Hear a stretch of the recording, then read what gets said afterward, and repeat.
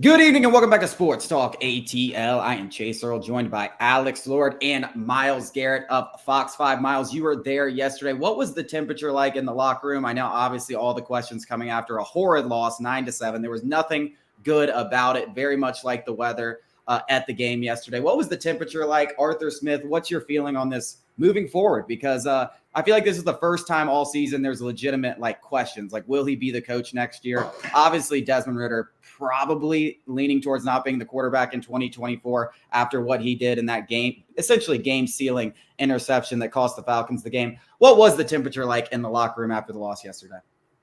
Yeah, Chase, there's a few takeaways from the things you just mentioned. For locker room purposes, it was a very somber locker room for obvious reasons. And I think the most telling thing was some of those guys in there who are usually Mr. Positivities, like Calais Campbell. He's always typically after losses been like, we're going to be all right. We're going to it's okay. The loss is a loss.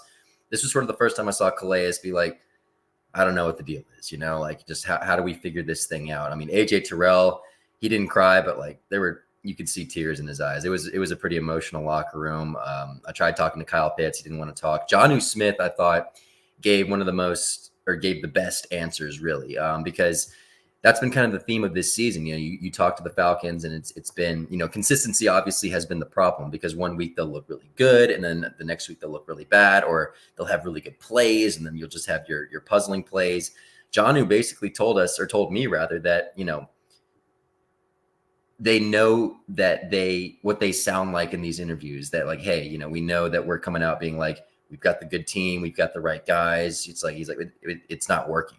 We've got to put those words into action. I thought that was just really forthcoming, truthful, honest answer from Jonnu Smith, and I really appreciated the honesty from him there. Caden Ellis was very good about that as well. Bijan obviously not very happy. He had the big turnover there in the game, but the theme was pretty consistent. Just things need to change and things need to happen to fix this, because now, playoffs, obviously you're still not mathematically eliminated, but as of right now, it's not looking good, with the Saints and Buccaneers both winning yesterday and the Bucs obviously holding the tiebreaker. So yeah, things not looking good. And Arthur Smith was asked post-game yesterday about job security.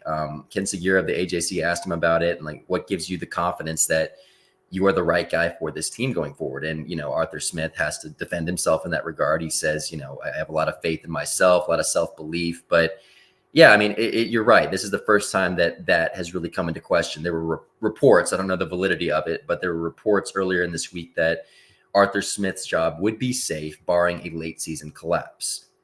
A loss to the 1-12 Panthers doesn't look good for that, especially after coming off a loss against the Bucs. You have a game against the Colts next week, a team with a winning record. You haven't faced many teams with a winning record as of late. And you obviously have the Saints and the Bears. So it's kind of tough to figure out right now. As I was saying earlier, I'm going to be heading up to Flowery Branch, maybe get a better feel for what things are. We saw Arthur blank down on the sideline close to the locker room yesterday. It's probably the most unhappy I've seen him this season. He's very frequent on the sideline, so you can see kind of a gist of what he's feeling like during games. He was not very happy yesterday in the press conference rather, with Arthur Smith. He wasn't even really looking up. He was kind of just listening. So I think all those things can be telling. You can kind of take that information with what you will. Kind of just depends on how you look at it. But yeah, the consensus going into this season, and even the middle of, you could even say going into this Panthers game, was that Arthur Smith's job was safe. But a loss to a team like that, and the way you lose too, it's iffy now. Yeah, I think the way in which you lost is very indicative of, the feel, the temperature, as Chase mentioned, in the locker room. But, from where I sit, this is all speculation. This is all opinion based, has no bearing on the actual reports. Blank watched the same game we did, the same game everybody else did. We can blame Arthur Smith all we want. It doesn't really matter. The fact of the matter is Ridder had a back-breaking interception in the red zone for what feels like the umpteenth time. It's consistently been red zone turnovers that have bit the Falcons in the butt. And Blank is watching the same game we are. So he's surely looking at Ridder and going, clearly that's not our guy.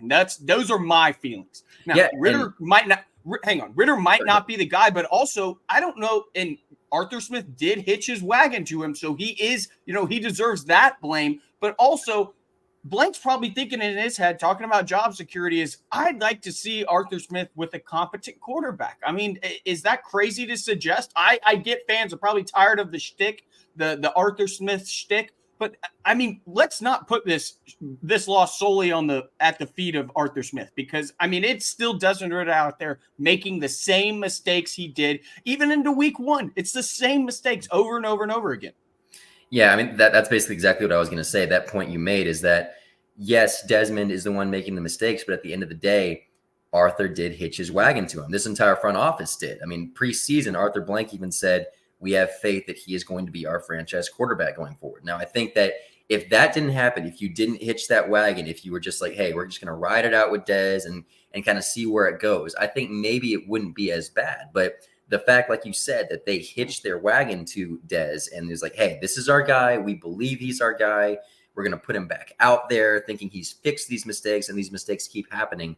I think that's the main issue here. And, I've said this for a while, that how many head coaches do you see get a chance at 4 different quarterbacks? Because you've had Matt Ryan, you've had Marcus Mariota, you've had Desmond Ridder, you've had Taylor Heineke now for a bit. This would be your 5th quarterback. So it's just, you don't see that a lot as far as head coaches that are able to take that many swings and survive. So you do want to see, I mean, I'm sure that's something that Arthur Smith and maybe Terry Fontenot himself want to kind of get their own guy, because they haven't had that. They haven't really been able to draft that rookie or bring in that stud per se. You can argue, Marcus Mariota was a guy they brought in, but he wasn't, we all kind of knew what Marcus was at that point, kind of a stopgap quarterback at best. So yeah, I mean, I'd agree with you there. You do want to see them get a chance, but at the same time, do you want to see them get a chance because of what you've seen? And I think that was another thing too. Arthur was asked at the end of the game, are you considering a switch back to Taylor? And he didn't say no. You know what I mean? Like a few weeks ago when Dez got the job back, it's his job for the rest of the season. Yesterday it was things can change. So, take that with what you will. I don't think I'm as big on firing Arthur Smith. I know I tweet stuff emotionally after the game, and I wouldn't mind seeing a change. I don't think, but I do think there's this whole restarting of a process that when you go from coach to coach, a lot of people take for granted. We talked about it last week. I mean, we do like Ryan Nielsen. We do like some of the improvements on the defense. That's probably all gone if you make a change at quarterback. You're probably bringing in a new DC. You're bringing in a whole new offense. We don't know what we're going to do at quarterback.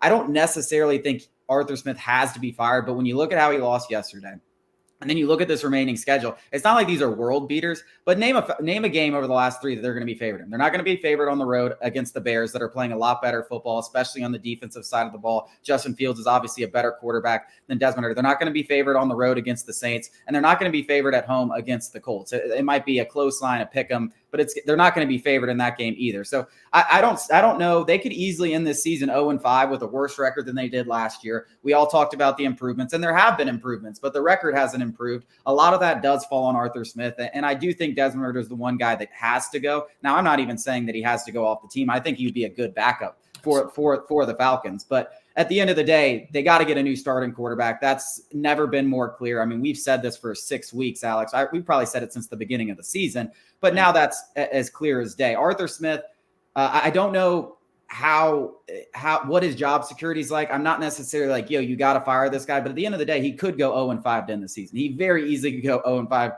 to end this season. And at that point, I mean, what even late season collapse? I mean, that is the biggest late season collapse you could possibly have. So I do think these 3 games, he has a chance to fire his guys up, try to win a couple of games. Obviously, the postseason's probably not going to happen, but I think these 3 games, he still has a chance to save his job, seeing how these guys react to this loss and how they play next week at home against the Colts and those 2 road games to finish the season. But it definitely looks bleak, and 0-5 looks like a very possibility to end this season. I don't know how he keeps his job if he goes 0-5 to end the season.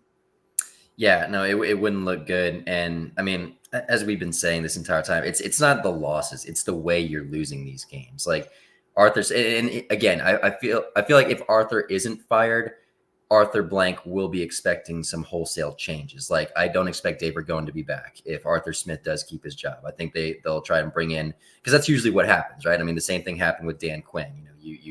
You do a revolving door of offensive coordinators with Dirk Cutter. You bring in a new defensive coordinator. I do think the Falcons could benefit, and Desmond Ridder even, from getting a quarterback's coach. He doesn't have one right now. I think the loss of Charles London hurt this team a little bit more than maybe they're giving it credit for. But, that's Arthur Smith's shtick, is offensive guru. That's his thing. And the offense has not been able to score. They've been held to one touchdown for 2 of the last 3 games. And they haven't scored more than 29 points. And the one time they scored that many points was with Taylor Heineke.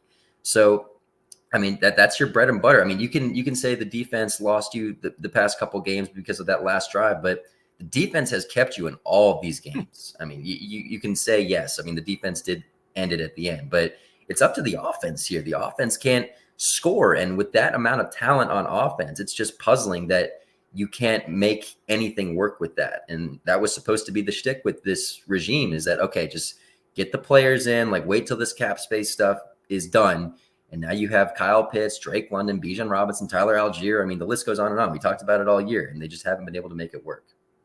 Yeah, I think the consistent theme has been inconsistency, whether it's on offense, defense, or special teams. As last week, we saw Younghoe Koo uncharacteristically miss a couple of field goals. The defense has faltered, especially in the 2-minute drill. Vikings, Cardinals, against the Bucks last week, against the Panthers this week. It's that 2-minute drill, and they've consistently failed in that. But that's also not their fault to be, they do have to hold up their end of the bargain, but to your point, they've consistently kept the offense in games, and it feels like the offense continues to spin its tires, and then they finally get a score, and then the defense fails. It's just been uncomplimentary football all year long. It doesn't matter what part of the season you look at. So some facet of the team has failed, and most of the time it's been on Ridder. I still think the biggest issue with this Falcons team is the quarterback position. It's the most important position in sports. And, fans can say what they want about Arthur Smith. He's a meh head coach. I've said it multiple times. He's probably good enough to get you there, maybe not win a Super Bowl, but the quarterback position has to sometimes, uplift the scheme when it fails. And Ridder has failed to do that.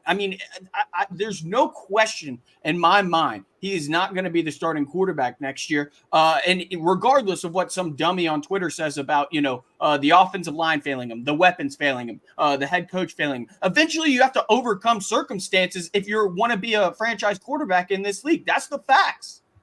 Yeah, and I think that's where it takes into account kind of the multiple changes and not just, getting a new quarterback and getting a new offensive coordinator, because that was something I was paying attention to a little bit yesterday when I was watching from the press boxes. I was kind of looking at the routes the receivers were running. And on occasion, it's just the routes just look almost elementary at times, where you're just like, okay, what's going on here? There's no separation. Again, I'm not trying to defend Dez here in any way, but it's just there were certain scenarios where you're like, okay, maybe the play calling needs to change a little bit here, because it just looks like the passing game we know how good he is at calling running schemes at times. The last few seasons have shown that Arthur Smith knows how to call a good running game. This year, obviously, there's been some questions, but the passing game this year, I think, has been questionable to say the least, just with the route tree. But as you said, I think Desmond Ridder has been almost like a living metaphor for this Falcons team, because you see 3 to 4 moments of brilliance every single game. That pass to Jonnu Smith yesterday was on the money. It was perfect. It was right in stride. It was great. And then you have the game-ending interception. It's just It's 1 step forward, 2 steps backwards almost every single week to give you just enough hope and a glimmer to be like, oh, have they figured something out? And then you realize they haven't. Yep, changes are coming, Miles. We got to let you go. Thank you so much for joining us. And we appreciate it.